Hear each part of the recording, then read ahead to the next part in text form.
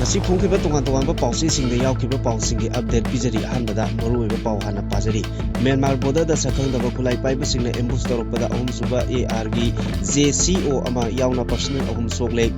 sahi lising kuncha tere suraba ISAS matangi chingkhang panba wagi fossil manipurdagi phangba ngamle Nepal gi anoba sen yekta India gi lamukoi ni haiba map yaurakre social media posting regulate tawna chana kangon semduna pikhalangnaba Supreme Court na center da kangankre Private University sing pangnanda lingkanarakpada Supreme Court fawba ngakre Private University sing kamdawna chalaibage lingkhatpano haibigi report pikhalaknaba Supreme Court na kangankre Sahi nauribi angangda sexual assault chathakibagi maral leire haina court na lawthokre Bibam thina soklaba National Highway 137 mayai lambi chayol Nepal gi manungda lambi sembagi thabak pakitkadabani haina National Human Rights Commission na direction pikre Manipur dagi Megan amasung I Hemochandra yauna Northeast ki single platform political platform ama semnanaba Agartala mifam pangthokre income khaktagi khallaga hostel nataga boarding salaiba pudakte lepkodabani kangchup chilga leiba IDP singi account da thajilakliba compensation gi senfam DC da handokhrabani hairagli December Nepal da Russian President Vladimir Putin India da lakadori security force na KCP PWC gi lami manga ganana mioi ama bomga konana phaba ngamle Senapati amadi kangpokpi gi singi sarukta tharamba popi pambi sing Yantaduna magam tahankare Hauji pau amuk sandona pijari nongna phangba ngamliba wagi fossil asina Asia gi botanical history da asoba awanba ama piragani lakhouda based tawba Birbar Sahani Institute of Paleo Science BSIP scientist singna Manipur tampaki mafam saruk ama oiriba Imphal West ki Sirang Turel dagi chahi lising kunchatre suraba ISS matamgi tingkhang panba wagi fossil ama discover tawba ngamkhre masina Asia gi botanical history da asoba awanba ama ohelagani lengoi amasung Clay na singba polam singna yamna kanna natraga section na yomsinduna leiramba tingkhang panba wagi saruk adu scientist singna angakpa ama ohele wagi fossil matam sangna preserve tawduna leiramba haiba simak yamna oithokpa yaba wafam amani adum oinamak thajaba mongda amadi yamna tangna thokpa thong ama oina manung hoba fiber tissue sing preserve tawduna leirambani fiber tissue amadi manung hoba haiba posak sing asi yamna Thuna patpa pumthaganba amani maduna hariba polamsing asigi khongul libada yamna phagandaba amani handaki thodok asina geology gi lamda anover record ama oiragani BSIP gi scientist singna survey chathaba matamda ataiga manadaba mongda wagi warukok adu phangba ngamkhibani posak adu laboratory da analysis zathabada tingkhang panba genus Gimono bamboo sagi manung chanba species amani haiba khangba ngamle hauji hingliba tingkhang panba wa makhal sing maru oina bambusa bambus amasung Gimono bambusa colony na singba wasing asina masang ngakthok janabagi saruk sing yawba wa amasung makoina lawramba geological oiba thodang sing adu thijinnaba mateng oiragani nongna phangliba tingkhang panba wagi fossil asi malemgi oina ahanba amani hariba wa makhal aduna napi chaba sa singdagi ngakthok janaba pambai amasu tingkhang sing aduna oiri ISS matamdagi Asia gi bamboo wasing leire haibadu utle fossil adu yamna ingba amadi krang lawba malemgi ising nungsitgi matamda leirambani maram kayadagi adugumba tingkhang panba wasing adu Europe yauna mafam kayadagi mutkrabani Indo Burma biodiversity gi hotspot ama oiriba awang nongpoki saruk singda adugumnaba wa makhal adu malemgi oina khwaidagi khudong chadaba matam adudagi hinglami haiba utle Review of Paleo Botany and Panology haiba chefongda phonglakibagi matung ina tingkhang panba defensive oiba saruksing yawba wa adugi matangda H Bhatia P Kumari and I Singh amasung G Srivas Bhattana thijinduna khangba ngamkhibani nongno phangliba thijinbagi report asina paleo climate amasung biogeography gi matamda wasingna karam tawna evolution tawrakibage haibagi matangda thijinbasingda asoba mateng oiragani hairi Nepal की central bank ना नौनो पुथोप लुपा चामा चटपी की सेनियकता India की lump मखोई की निहायना claim तोबा map यावरखरे Kalapani Lipulekh अमसुंग लिम्पु रादुराना सिंगबा येनरगा लेरिबा लमसिंग की सरुकसिंग नेपाल की निहायना claim तोबा map अदु अनोबा सेनियक ता हाबलखिबनी येनरिबा लम असिगी मतंगदा नेपाल ना अहानबा ओइना सही मंगा की ममांगदा क्लेम तोरकबा लेखरबनी नेपाल की अनोबा मैप अदु सेनियक की मयाई थंगबा सरुकता हाबली हिरमसिगी मतंगदा नेपाल राष्ट्रीय बैंक NRB की स्पोक्सपर्सन गुरु प्रसाद पौदिल हाइखिबदा लेंगा की वारेप मतुंग इना अनोबा लुपा चामा चटपी की सेनियकता मैप अदु यहोनबनी चाइना की bank note printing and minting corporation ना नंबा लुपा चामा चटपी की अनोबा सेनियक मिलियन चहुम रोम लेबाक अदुदा सिजनबा हौरे कुमजा लिसिंग अनि कुंदा इंडिया ना येनरिबा लमगी सरुकसिंग असी यावबा अनोबा मैप अमा फोंखरबा तुंगदा नेपाल नसु चप मानबा मवंगदा हारिबा लमगी सरुकसिंग अदु मखोइगिनी हाइना उटपा मैप अमा फोंलखिबनी हाइरि ngasi ayu pung mari makhairom taba matamda Tengnoupal district ki Myanmar ga tainaba border pillar IT5 amadi IT62 gi lonaba saibol amadi Maringthel village ki manakta leiba ahum suba Assam Rifles ki post da khulai paiba masak kangnaba singna nomai amadi bom yauna akanba mongda attack chatharakre hari maduda Assam Rifle gi JCO ama yauna personal mari sokle hari Assam Rifle gi maikei degi su Sakhangdabasing adugi maikeida handuna nomai kapki adubu khulai paibasing adu amambagi khudong chaba lauraga jungle gi saruk singda chensin kre hari haujisu makatana thodok thokpamda ahenba security forcing changchinuna thibohumbagi thabak kana chatari khud thonaba aduda AR gi JCO ama yauna personal mari soki soklaba JCO adugi mamingna Shankar Kawi aduga atai soklaba personal sing aduna Pravin Singh A Rakesh Sanjeev Kawi soklaba AR gi personal ahumak leima kongda leba military hospital da hauzik laikanari thoidongna khudong thiningai oitre hari panmaya badi sakhangdaba singaduna AR gi post adugi maikei kayadagi bom yauna apaba makal gi khulai sing sizinaduna landarakibani thado adu karamba laloba singna chatharakpano haibadu hauzik phawbagi oinadi kana amatana claim torakpa leitri India की ओइना social media सिंग थागलगलिबा post सिंग user generated content सिंग government ना regulate तोबा मथौ तारे हाइना लौबगा लोइनाना systematic ओइबा social media की reformation अमा तुंग कोइना थमनबगी दमक centre लेंगाकता supreme court ना government की ओइबा propose regulation सिंग सयोल मरी की मनुंगदा सुप्रीम कोर्ट ता थागलकदबनी हाइना डायरेक्शन पिखरे सुप्रीम कोर्ट की फुल बेंच अमना सेंटर दा पिकलकदोरिबा प्रपोज रेगुलेशन अदु ऑटोनोमस बॉडी मीडिया अमसुंग जुडिशियल एक्सपर्ट यावबा अपुनबा टीम अमना खनरबा मतुंगदा पिखतपना चुंगनी हाइना ऑब्जर्वेशन पिखरे सुप्रीम कोर्ट की बेंच असिना गवर्नमेंट की मरी लेनबा अथॉरिटी सिंगना सोशल मीडिया दा थागलकलिबा हार्मफुल ओइबा नत्रगा एंटी नेशनल ओइबा पोस्टिंग अदु वायरल ओइना संदोक्त्रिङै करीगी मतम चाना थबक लखुत्रिबनो हाइबा वाहंग कया थमखी हिरमसी येंगलगा मरी लेनबा अथॉरिटी ना सोशल मीडिया दा थागलकलिबा यूजर जनरेटेड कंटेंट सिंग मतम चाना रेगुलेट तौगदबनी इनौ नौना थोखिबा इंडिया गॉट टैलेंट की केस असिना यूट्यूबर सिंग मरु ओइना रणबीर अलाबादिया अमसुंग सामे राइना की पोस्टिंग असिना हौजी हौजी कंट्रोवर्सी थोक्तुना लैरी केस असिगा मरी लैनना चथकिबा हियरिंग अदुदा सुप्रीम कोर्ट की सॉलिसिटर जनरल तुषार मेहताना सेंटर की बहुत सिल्लगा फोंदोकिबदा केस असि चुमनतगी ओबिसिटी ओइबदा नतना पर्पस ओइ मरम असिना यूजर जनरेटेड कंटेंट सिंग रेगुलेशन तौनबा होनबदा मतम कया चंखी असिगुंबा पोस्ट असिना Constitution na piriba freedom of speech asi mamal yahonde adubu posting asina purposity uhenmadi yaroi hearing aduda Chief Justice Surya Kant na discussion aduda saruk yaraduna mahakna hai hauzik leiriba problem asina takpadi kanagumba mioi amana hekta channel ama semlaga kanagumba mioi sing amada hekta moral siba yai masi niyamgi wangmadani makatana justice Jaimala Paksina haibada hiramasida nungnangba phongdokladuna hairiba posting asida anti national oibada natana post asibu thagalakliba amadi semliba mioi singi mathakta responsibility pigadoribara natraga government ki mari leinaba authority singna matam chana reject tawduna thagalliba post asigi material sing asi miyamda viral oidanaba honagadabani natrabadi asigumba thong asi karam tawna control tawgani haina observation pikhi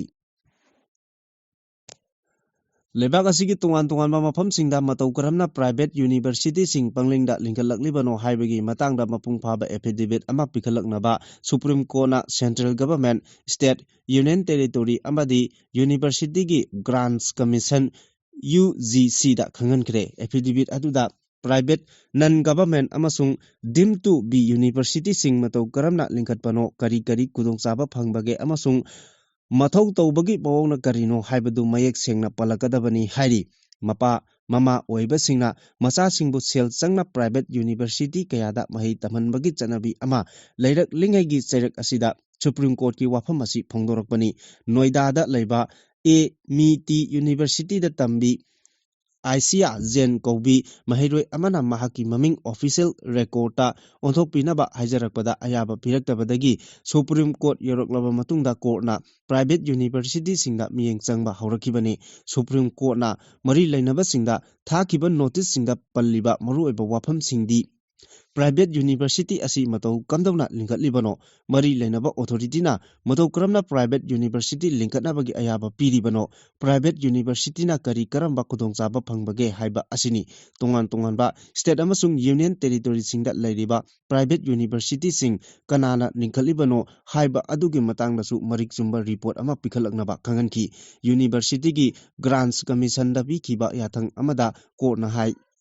University ama lingkhatpada kari karamba masak matum sing mathau tabage haibadu mayek sengna khangalakadabani private university singna fangliba khudong chabadugi matangdasu mapung phaba report ama UGC gi chairman masamakna pikhalaknaba court na yathang piki UGC gi oiba university singda mahairoi sing ming chanbaga mari lainana semkiba kanglon adu private university singdasu chapchana chanabra matik chaba staff sing mathau tawhanbra haiba adusu mayek sengna khangalakadabani hari private university ayamana sendongsu tandaba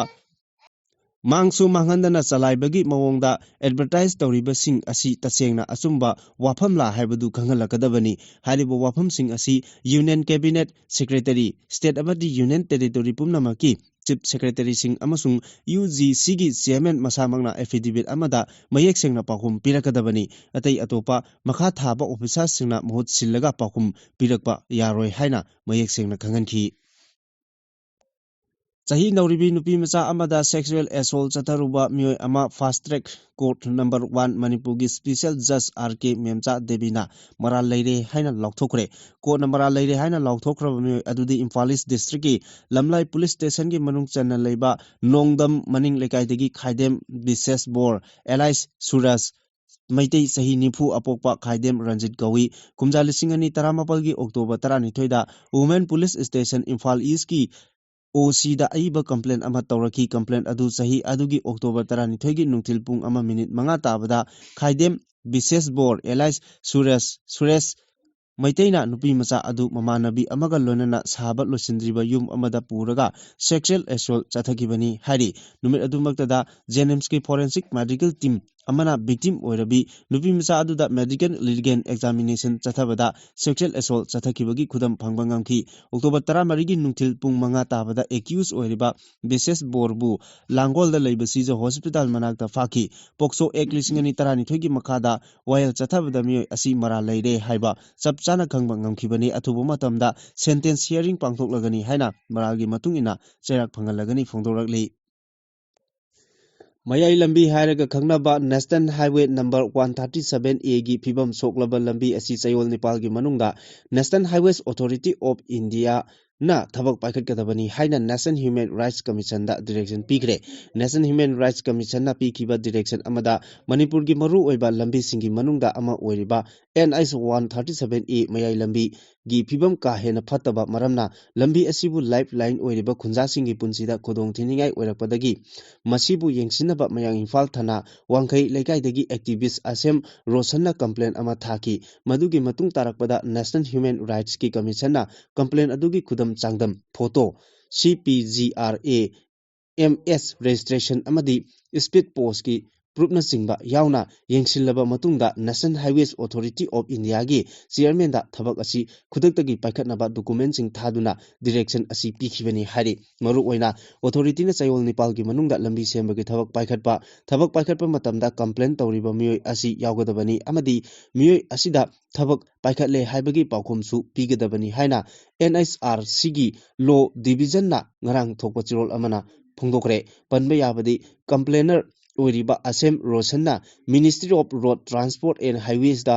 CPGR AMS ꯑꯃꯗꯤ speed ꯄꯣꯁꯠꯀꯤ ꯈꯨꯠꯊꯥꯡꯗ ꯂꯝꯕꯤ ꯑꯁꯤꯒꯤ complain ꯊꯥꯕ ꯂꯩꯈ꯭ꯔꯕꯅꯤ ꯑꯗꯨꯕꯨ ꯊꯕꯛꯇ ꯑꯣꯟꯊꯣꯔꯛꯇꯕ ꯃꯔꯝꯅ national human rights ꯀꯃꯤꯁꯟꯗ ꯌꯦꯡꯁꯤꯟꯕꯤꯅꯕ complain ꯇꯧꯈꯤꯕꯅꯤ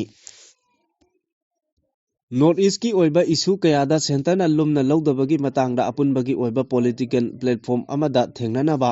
ꯋꯥꯟ ꯅꯣꯔꯊ ꯏꯁ ꯌꯨꯅꯤꯇꯤꯒꯤ ꯃꯈꯥꯗ ꯁꯤꯡꯒꯜ ꯄꯣꯂꯤꯇꯤꯀꯦꯜ ꯄ꯭ꯂꯦꯠꯐꯣꯔꯝ ꯑꯃ ꯁꯦꯝꯅꯕ ꯉꯔꯥꯡ ꯑꯒꯔꯇꯂꯥꯒꯤ ꯑꯁꯇꯥꯕꯥꯜ ꯒ꯭ꯔꯥꯎꯟꯗ ꯅꯣꯔꯊ ꯏꯁꯀꯤ ꯇꯣꯉꯥꯟ ꯇꯣꯉꯥꯟꯕ ꯃꯁꯛ ꯅꯥꯏꯕ ꯃꯤꯑꯣꯏ ꯀꯌꯥ ꯌꯥꯎꯅ ꯄꯕ꯭ꯂꯤꯛ ꯒꯦꯗꯔꯤꯡ ꯑꯃ ꯄꯥꯡꯊꯣꯛꯈ꯭ꯔꯦ ꯊꯧꯔꯝ ꯑꯗꯨꯗ ꯃꯦꯘꯥꯂꯌꯥ ꯅꯥꯒꯥꯂꯦꯟ ꯃꯅꯤꯄꯨꯔ ꯑꯁꯥꯝ ꯇ꯭ꯔꯤꯄꯨꯔꯥ ꯑꯃꯗꯤ ꯗꯥꯔꯖꯤꯂꯤꯡꯗꯒꯤ ꯄꯣꯂꯤꯇꯤꯀꯦꯜ ꯂꯤꯗꯔ ꯀꯌꯥꯁꯨ ꯁꯔꯨꯛ ꯌꯥꯎꯈꯤ ꯃꯅꯤꯄꯨꯔꯗꯒꯤ ꯃꯤꯌꯥꯝꯅ ꯁꯛꯈꯪꯂꯕ ꯁꯤꯅꯤꯌꯔ ꯂꯤꯗꯔ RK ꯃꯦꯘꯦꯟ ꯑꯃꯁꯨꯡ ꯃꯅꯤꯄꯨꯔ ꯂꯦꯖꯤꯁꯂꯦꯇꯤꯚ ꯑꯦꯁꯦꯝꯕ꯭ꯂꯤꯗ ꯁ꯭ꯄꯤꯀꯔ ꯑꯣꯏꯔꯝꯕꯇ ꯅꯠꯇꯅ ꯇꯥꯡꯀꯛ ꯀꯌꯥꯗ ꯃꯤꯅꯤꯁꯇꯔ ꯑꯣꯏꯔꯝꯂꯕ I ꯍꯦꯃꯣꯆꯟꯗ꯭ꯔꯁꯨ ꯌꯥꯎꯈꯤ ꯑꯗꯨꯒ ꯃꯦꯘꯥꯂꯌꯥꯒꯤꯅ ꯐꯣꯔꯃꯔ ꯃꯤꯅꯤꯁꯇꯔ ꯑꯃꯁꯨ ꯑꯣꯏꯔꯤꯕ NPPꯒꯤ working president James PK Sangma people's party ꯑꯁꯥꯝꯒꯤ ꯐꯥꯎꯟꯗꯔ ꯗꯥꯅꯤꯌꯦꯜ ꯂꯥꯡꯊꯥꯁꯥ ꯅꯥꯒꯥꯂꯦꯟꯒꯤ former minister Mhonlumo Indian Gorkha Janshakti ꯐ꯭ꯔꯟꯠꯀꯤ ꯄ꯭ꯔꯁꯤꯗꯦꯟꯠ ꯑꯖय ꯎꯗꯥꯋꯥꯂꯥꯅꯆꯤꯡꯕꯁꯤꯡ ꯁꯔꯨꯛ ꯌꯥꯈꯤ ꯃꯤꯐꯝ ꯑꯗꯨꯒ ꯃꯔꯤ ꯂꯩꯅꯅ ꯇ꯭ꯔꯤꯄꯨꯔꯥꯒꯤ ꯇ꯭ꯔꯤꯄꯨꯔꯥ ꯃꯦꯊꯥ ꯄꯥꯔꯇꯤꯒꯤ ꯄ꯭ꯔꯁꯤꯗꯦꯟꯠ BK ꯋꯥꯡꯈꯥꯋꯥꯜꯅ ꯍꯥꯏꯕꯗ ꯆꯍꯤ ꯈꯔꯒꯤ ꯃꯃꯥꯡꯗ ꯇ꯭ꯔꯤꯄꯨꯔꯥꯗ ꯂꯩꯔꯤꯕ ꯏꯟꯗꯤꯖꯤꯅꯁ ꯄꯤꯄꯜꯁꯤꯡ ꯑꯁꯤ ꯑꯃꯠꯇ ꯑꯣꯏꯅ ꯄꯨꯟꯁꯤꯟꯕ ꯄꯥꯔꯇꯤ ꯑꯁꯤꯅ ꯑꯆꯧꯕ ꯊꯧꯗꯥꯡ ꯂꯧꯗꯨꯅ ꯂꯥꯛꯈꯤ ꯑꯗꯨꯕꯨ ꯉꯁꯤꯗꯤ ꯅꯣꯔꯊ ꯏꯁꯇ ꯂꯩꯔꯤꯕ ꯏꯁꯨꯁꯤꯡ ꯑꯁꯤ ꯊꯦꯡꯅꯅꯕꯒꯤꯗꯃꯛ ꯅꯣꯔꯊ ꯏꯁ ꯑꯁꯤ ꯑꯃꯠꯇ ꯑꯣꯏꯅ ꯄꯨꯟꯁꯤꯟꯕꯒꯤ ꯇꯉꯥꯏꯐꯗꯕ ꯑꯗꯨ ꯂꯩꯔꯦ ꯍꯥꯏꯅ ꯐꯣꯡꯗꯣꯛꯈꯤ ꯃꯤꯐꯝ ꯑꯗꯨꯗ ꯁꯔꯨꯛ ꯌꯥꯈꯤꯕ ꯇꯣꯉꯥꯟ ꯇꯣꯉꯥꯟꯕ ꯂꯨꯆꯤꯡꯕꯁꯤꯡꯒꯤ ꯃꯥꯏꯀꯩꯗꯒꯤꯁꯨ ꯅꯣꯔꯊ ꯏꯁ ꯔꯤꯖꯟ ꯑꯁꯤ ꯍꯤꯔꯝ ꯈꯨꯗꯤꯡꯃꯛꯇ ꯈꯨꯃꯥꯡ ꯆꯥꯎꯁꯤꯟꯅꯕ ꯆꯪꯁꯤꯟꯅꯕ ꯉꯝꯅꯕ ꯑꯃꯗꯤ ꯂꯩꯔꯤꯕ ꯏꯁꯨꯁꯤꯡ ꯑꯁꯤ ꯊꯦꯡꯅꯅꯕꯒꯤꯗꯃꯛꯇ ꯑꯩꯈꯣꯏ ꯑꯃꯠꯇ ꯑꯣꯏꯅ ꯄꯨꯟꯁꯤꯟꯅꯕ ꯍꯣꯠꯅꯕ ꯃꯇꯝ ꯑꯣꯏꯔꯦ ꯍꯥꯏꯅ ꯐꯣꯡꯗꯣꯛꯅꯈꯤ ꯂꯣꯏꯅꯅ ꯅꯣꯔꯊ ꯏꯁꯀꯤ ꯑꯣꯏꯕ ꯑꯄꯨꯟꯕ ꯄ꯭ꯂꯦꯠꯐꯣꯔꯝ ꯑꯃ ꯁꯥꯒꯠꯅꯕꯒꯤꯗꯃꯛꯇ ꯃꯦꯘꯥꯂꯌꯥꯒꯤ ꯆꯤꯐ ꯃꯤꯅꯤꯁꯇꯔ ꯀꯣꯔꯅꯥ K ꯁꯪꯃꯥ ꯑꯃꯗꯤ ꯇ꯭ꯔꯤꯄꯥ ꯃꯦꯊꯥ ꯄꯥꯔꯇꯤꯒꯤ ꯐꯥꯎꯟꯗꯔ ꯄ꯭ꯔꯌꯣꯠ ꯕꯤꯀ꯭ꯔꯝ ꯃꯅꯤꯀ꯭ꯌꯥ ꯗꯦꯕ꯭ꯔꯃꯣꯍꯟꯅ ꯍꯣꯠꯅꯔꯤꯕ ꯀꯌꯥ ꯑꯗꯨꯒꯤꯗꯃꯛꯇꯁꯨ ꯁꯤꯡꯊꯥꯈꯤ ꯍꯣꯁꯇꯦꯜ ꯑꯃꯁꯨꯡ ꯕꯣꯔꯗꯤꯡ ꯍꯥꯡꯂꯤꯕꯁꯤꯡꯅ ꯊꯥꯒꯤ ꯏꯟꯀꯝ ꯈꯛꯇꯒꯤ ꯈꯜꯂꯒ ꯍꯣꯁꯇꯦꯜ ꯑꯃꯁꯨꯡ ꯕꯣꯔꯗꯤꯡ ꯆꯂꯥꯏꯕ ꯈꯨꯗꯛꯇ ꯂꯦꯞꯀꯗꯕꯅꯤ ꯀꯥꯡꯂꯣꯟ ꯀꯥꯏꯅ ꯃꯊꯣꯡ ꯈꯪꯗꯅ ꯍꯥꯡꯂꯝꯕ ꯍꯣꯁꯇꯦꯜ ꯑꯃꯗꯤ ꯕꯣꯔꯗꯤꯡꯁꯤꯡꯒꯤ ꯃꯊꯛꯇ AIIMSꯅ ꯑꯀꯟꯕ ꯃꯤꯠꯌꯦꯡ ꯆꯪꯕꯒ ꯂꯣꯏꯅꯅ ꯑꯁꯥꯟꯕ ꯚꯔꯥꯒꯨꯝꯕꯗ ꯉꯥꯏꯍꯥꯛ ꯉꯥꯏꯍꯥꯛꯀꯤ ꯌꯥꯅꯕ ꯃꯑꯣꯡꯗ ꯁꯦꯟꯗꯣꯡ ꯈꯛꯇꯒꯤ ꯈꯜꯂꯒ ꯆꯂꯥꯏꯔꯤꯕ ꯍꯣꯁꯇꯦꯜ ꯑꯃꯁꯨꯡ ꯕꯣꯔꯗꯤꯡꯁꯤꯡꯒꯤ ꯃꯊꯛꯇ ꯂꯩꯕꯥꯛ ꯃꯤꯌꯥꯝ ꯈꯪꯅ ꯑꯊꯤꯡꯕ ꯀꯌా ꯊꯝꯂꯛꯄꯒꯤ ꯐꯤꯔꯦꯞ ꯂꯧꯔꯒꯅꯤ ꯍꯥꯏꯅ AIIMSꯅ ꯊꯥꯗꯣꯔꯛꯄ ꯆꯤꯔꯣꯜ ꯑꯃꯅ ꯍꯥꯏꯔꯤ ꯆꯤꯔꯣꯜ ꯑꯁꯤꯅ ꯃꯈꯥ ꯇꯥꯅ ꯍꯥꯏ ꯃꯃꯥ ꯃꯄꯥ ꯑꯣꯏꯕ ꯀꯌꯥꯅ ꯃꯆꯥ ꯃꯁꯨꯁꯤꯡꯕꯨ ꯍꯣꯁꯇꯦꯜ ꯑꯃꯁꯨꯡ ꯕꯣꯔꯗꯤꯡꯗ ꯊꯝꯂꯤꯕ ꯑꯁꯤ ꯑꯐꯕ ꯃꯍꯩ ꯃꯁꯤꯡ ꯇꯝꯅꯕꯒꯤ ꯑꯃꯁꯨꯡ ꯃꯍꯩ ꯇꯝꯂꯤꯉꯩ ꯃꯇꯝ ꯑꯗꯨꯗ ꯃꯍꯩ ꯃꯁꯤꯡꯒꯤ ꯂꯝꯗ ꯑꯃꯗꯤ ꯋꯥꯈꯜ ꯂꯧꯁꯤꯡꯗ ꯍꯦꯟꯅ ꯂꯨꯞꯁꯤꯟꯅꯕ ꯑꯐꯕ ꯃꯔꯨ ꯆꯪꯕ ꯃꯆꯥ ꯃꯁꯨ ꯑꯃ ꯑꯣꯏꯍꯟꯅꯤꯡꯕꯗꯒꯤ ꯅꯠꯇꯅ ꯑꯇꯣꯞꯄ ꯋꯥꯈꯜ ꯂꯪꯐꯩ ꯑꯃꯗꯤ ꯑꯔꯥꯟꯕ ꯂꯝꯕꯤꯗ ꯆꯠꯈꯤꯗꯅꯕ ꯑꯆꯧꯕ ꯇꯥꯟꯖꯥ ꯑꯃꯒ ꯂꯣꯏꯅꯅ ꯊꯝꯂꯤꯕꯅꯤ ꯑꯗꯨꯕꯨ ꯂꯥꯏꯕꯛ ꯊꯤꯕꯗꯤ ꯏꯟꯈꯠꯂꯛꯂꯤꯕ ꯃꯍꯩꯔꯣꯏ ꯅꯨꯄꯥ ꯃꯆꯥ ꯑꯃꯁꯨꯡ ꯅꯨꯄꯤ ꯃꯆꯥꯁꯤꯡ ꯄꯨꯟꯅ ꯕꯤꯜꯗꯤꯡ ꯑꯃꯠꯇꯗ ꯕꯣꯔꯗꯤꯡ ꯑꯃꯠꯇꯗ ꯊꯝꯃꯤꯟꯅꯕ ꯍꯥꯏꯕꯁꯤ ꯌꯥꯝꯅ ꯔꯤꯛꯁ ꯂꯩ ꯍꯥꯏꯕ ꯃꯤꯌꯥꯝꯅ ꯈꯪꯅꯔꯕ ꯋꯥꯐꯝꯅꯤ ꯃꯁꯤꯅ ꯊꯣꯛꯍꯟꯅꯤꯡꯗꯕ ꯊꯧꯗꯣꯛ ꯋꯥꯊꯣꯛ ꯀꯌꯥ ꯊꯣꯛꯈꯤꯕꯒꯤ ꯄꯥꯎ ꯃꯤꯌꯥꯝꯅ ꯇꯥꯟꯅꯔꯕꯅꯤ ꯃꯔꯝ ꯑꯗꯨꯅ ꯑꯊꯨꯕ ꯃꯇꯝꯗ ꯑꯦꯖꯨꯀꯦꯁꯟ ꯁꯦꯛꯇꯔꯒ ꯃꯔꯤ ꯂꯩꯅꯕ ꯗꯤꯄꯥꯔꯠꯃꯦꯟꯠꯁꯤꯡꯅ ꯍꯤꯔꯝ ꯑꯁꯤꯗ ꯃꯤꯠꯌꯦꯡ ꯆꯪꯕꯤꯗꯨꯅ ꯆꯞ ꯆꯥꯕ ꯆꯠꯅ ꯀꯥꯡꯂꯣꯟ ꯑꯃ ꯁꯦꯝꯒꯗꯕꯅꯤ ꯃꯃꯥ ꯃꯄꯥ ꯑꯣꯏꯕꯁꯤꯡꯅꯁꯨ ꯃꯆꯥ ꯃꯁꯨ ꯑꯣꯏꯕꯁꯤꯡꯕꯨ ꯍꯣꯁꯇꯦꯜ ꯑꯃꯁꯨꯡ ꯕꯣꯔꯗꯤꯡꯗ ꯊꯝꯗ꯭ꯔꯤꯉꯩꯒꯤ ꯃꯥꯡꯑꯣꯏꯅꯅ ꯃꯈꯣꯏꯅ ꯂꯩꯒꯗꯧꯔꯤꯕ ꯃꯐꯝꯁꯤꯡ ꯑꯗꯨꯒꯤ ꯐꯤꯕꯝ ꯍꯥꯟꯅ ꯅꯩꯅꯕꯤꯌꯨ ꯍꯥꯏꯔꯛꯂꯤ ꯁ꯭ꯇꯦꯠ ꯑꯁꯤꯗ ꯍꯧꯖꯤꯛ ꯊꯣꯛꯂꯤꯕ ꯀꯥꯡꯂꯨꯞꯀꯤ ꯏꯔꯥꯡ ꯑꯁꯤꯅ ꯃꯔꯝ ꯑꯣꯏꯔꯒ ꯌꯨꯝ ꯃꯩ ꯇꯨꯝꯅ ꯆꯥꯛꯈ꯭ꯔꯕ IDPꯁꯤꯡꯗ PR ꯂꯩꯉꯥꯛ ꯑꯁꯤꯅ ꯄꯤꯔꯤꯕ ꯀꯝꯄꯦꯟꯁꯦꯁꯟꯒꯤ ꯁꯦꯟꯐꯝ ꯑꯁꯤ IDPꯁꯤꯡꯕꯨ ꯎꯁꯤꯠꯇꯕꯅꯤ ꯃꯃꯥꯡꯒꯤ ꯂꯩꯉꯥꯛ ꯂꯩꯔꯤꯉꯩ ꯃꯇꯝꯗ ꯃꯩꯅ ꯇꯨꯝꯅ ꯆꯥꯛꯈ꯭ꯔꯕ ꯄꯀꯥꯒꯤ ꯌꯨꯝꯁꯤꯡꯗ ꯂꯨꯄꯥ ꯂꯥꯈ 10 ꯄꯤꯒꯅꯤ ꯍꯥꯏꯅ ꯌꯥꯅꯈꯤꯕꯁꯤꯡ ꯑꯗꯨꯒꯤ ꯍꯟꯊꯔꯒ ꯂꯨꯄꯥ ꯂꯥꯈ 3 ꯄꯤꯅꯕ ꯅꯧꯅ ꯑꯣꯔꯗꯔ ꯊꯣꯛꯈꯤꯕ ꯑꯁꯤ ꯀꯥꯡꯁꯨꯞ ꯆꯤꯔꯨꯒꯤ IDPꯁꯤꯡꯅ ꯌꯥꯕ ꯉꯝꯂꯣꯏ ꯂꯣꯏꯅꯅ ꯍꯥꯏꯔꯤꯕ ꯁꯦꯟꯐꯝꯁꯤꯡ ꯑꯗꯨꯒꯤ ꯑꯍꯥꯟꯕ ꯏꯟꯁꯇꯣꯜꯃꯦꯟꯠ ꯑꯣꯏꯅ ꯂꯨꯄꯥ 35,000 IDPꯁꯤꯡꯒꯤ ꯑꯦꯀꯥꯎꯟꯇ ꯀꯥꯞꯁꯤꯜꯂꯛꯂꯤꯕ ꯑꯁꯤ ꯉꯁꯤꯃꯛ BPOꯒꯤ ꯈꯨꯠꯊꯥꯡꯗ DC ꯗ ꯍꯟꯗꯣꯛꯈ꯭ꯔꯒꯅꯤ ꯍꯥꯏꯅ Press Club ta pangthokpa pawgi mifam amada Kangsup Siru IDP singi mahut siladuna Thingujam Debena phongdokre mana makata na hai mamangi lengak leiringai matamda irang asina maram oiraga maina tumna chakraba paka simi paka amasung kachagi yum singi oina lupa lakh tara lupa lakh taret amadi lupa lakh manga piba haina yanakhibani maina tumna chakiba haibasi pumloi loirabani zero dagi haugadoribani lo yanamak mang takrabani loinamak amang ata thokrabani IDP singasi footpath plastic ama khallaga leiba yaba nate yum mai chakpa aduda lupa lakh crore kayagi malchang mang takrabani sarkar na lepliba compensation gi senpam aduna yaba nate adubu miyam gi yenglaga sarkar na leplakleba compensation gi senpam aduda yakhibani loinana yanakhiba adugi matung ina hariba senpam sing adu piba horumlabani loinana senpam aduda yanaduna yummai chakraba pakagi yum singi oina lupa lakh taragi compensation adu piduna sugnuda leiba irang asina maina chakraba yum kaya saba haukrabani adubo hojik leiriba PR lengak asina mamangi sarkar matamda yanakhiba kaya adu ona tainabada haukiba November 3 nauna order ama thoktuna Kangchup Chiru da leiba IDP singi oina yummai chakraba singi compensation oina lupa lakh 3 piragani haribasi IDP singbu usitabani masi yaba ngamloi hari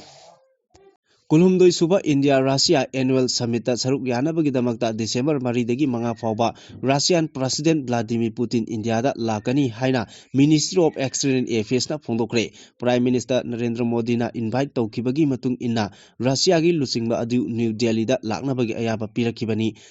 Kremlin gi Maikidagi su Putin na India da Chatpagi Wafam Asi Achumbani Haina Phongdokre Ministry of External Affairs ki statement amana hai Prime Minister Narendra Modi na Sebau Pirakibagi Matungina Kulhumdoi Suba India Russia Annual Summit Saruk Yanabagi Damakta President Putin New Delhi da Chatnabagi Tharang Taure Numinini gi Khongchat Asida President Putin na Prime Minister Narendra Modi unaduna India amadi Russia anigi marakta thamnariba marigi matangda wari sanagadori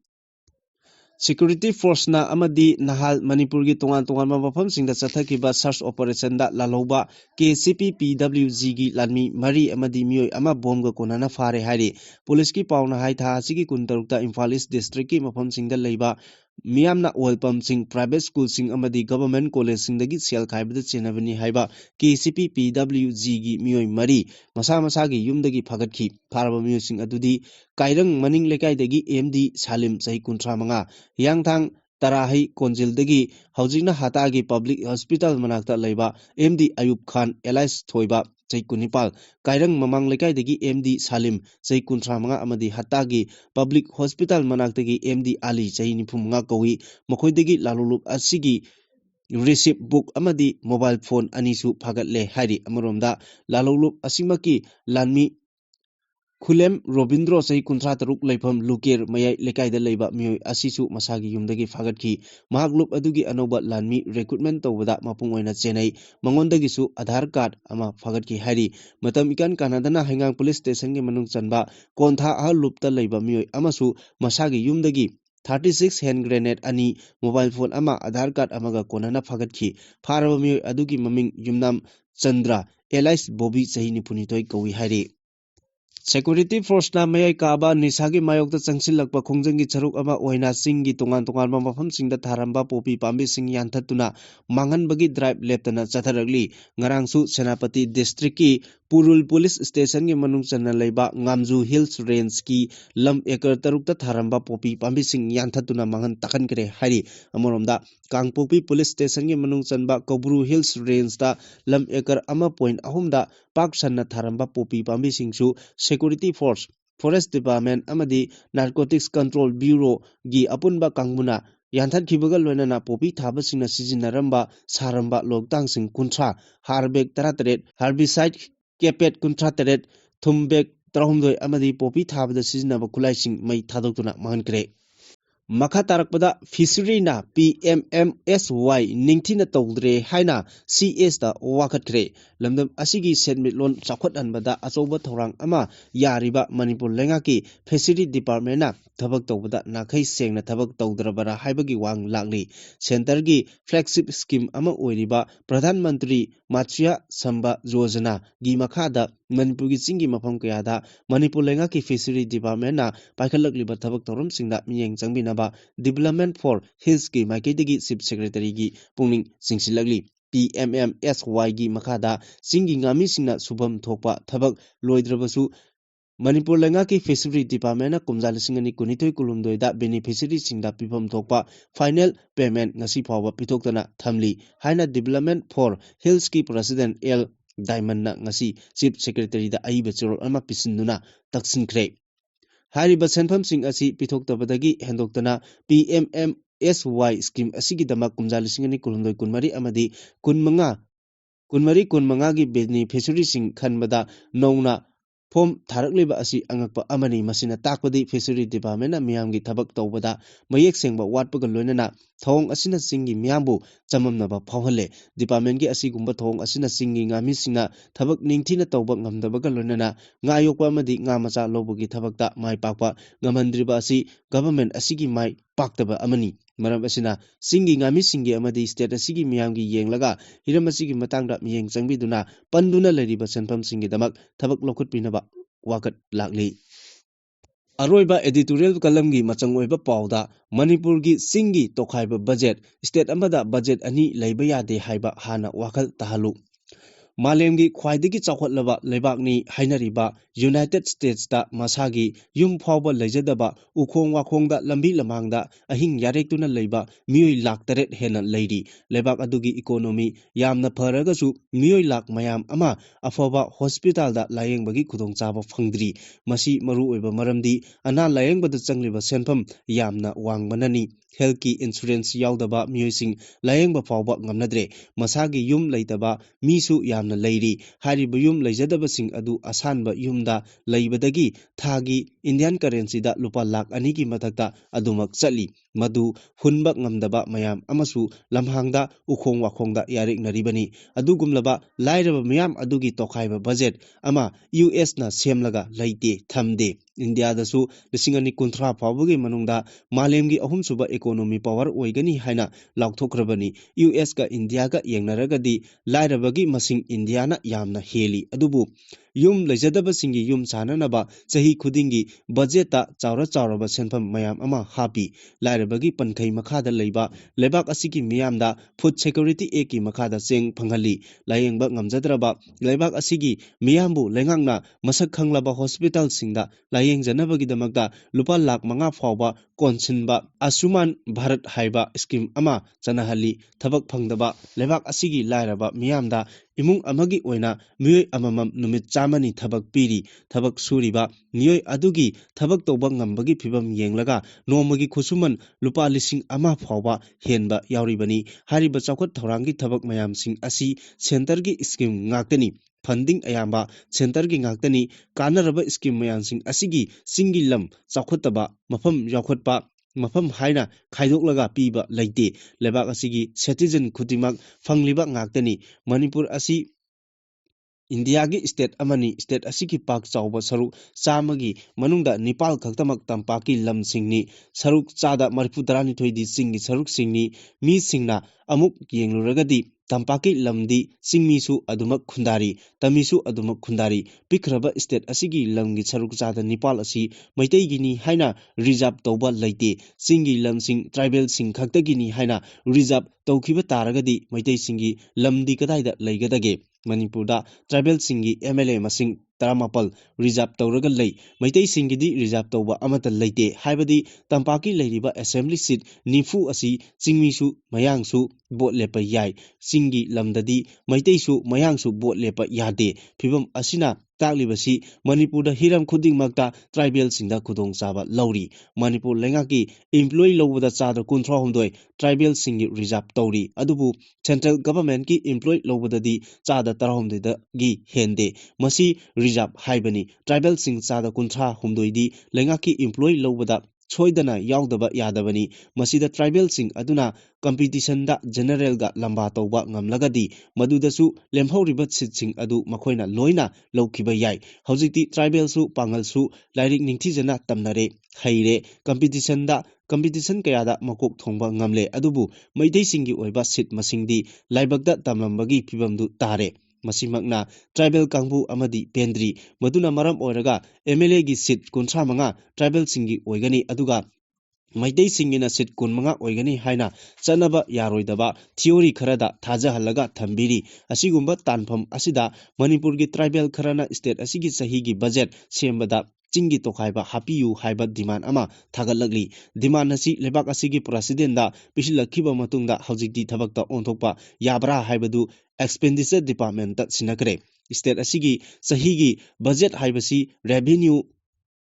result युमफम ओइरगा सेमबनी हाइबदी सेनबा सही अदुदा Manipur लेंगाकी सेंगाउदा cell कया यामना लाकदगे हाइबदु पाथोकलगा मथंग मथंग यंथोरकपनी अदुबु मणिपुर की चिंगी लमदगी revenue कया यामना हौजिक लाक्लिबगे तंपाक लमदगिना कयाम यामना लाक्ली हाइबा असी अमुक्तंग खंथरगा चटकदोरिबा सेनफम सिंग अदु कदाई कदाईदा कया थमगदोरिबनो हाइबा state असेंबलीना वारेप लौगदोरिबनी हौजिकति चिंगी तोखाइबा budget अमा सेमो हाइबा तारबनीना चिंगी लमदगी करी करीदगी सेल कया यामना कारकपगे हाइबसी पुरकपा अमा चंगली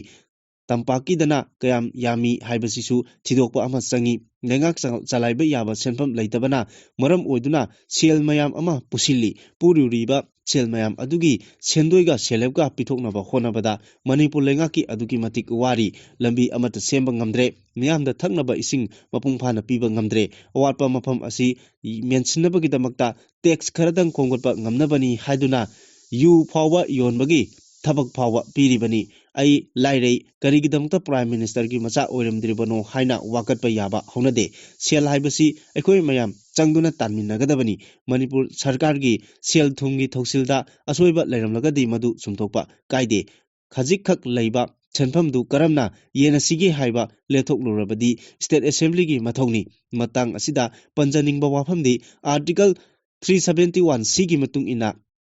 सेमलिबा हिल एरिया कमिटी हाइबसी यूनिटी इन डाइवर्सिटी हाइबसी मतम चुपदा ngakadabani kanagumba furup amada nungairoidaba warol amata lawba yade madugisu mathakta indian constitution gi article 266 202 की मतुंग इना स्टेट अमगी बजेट हाइबसी अमा खक्तदगी हेना लैबा यादे मसी लैगे हाइरगदी तोखाई तागे हाइबनी तौबा यादबा डिमांडी तौनगुमसी हाइबना फै।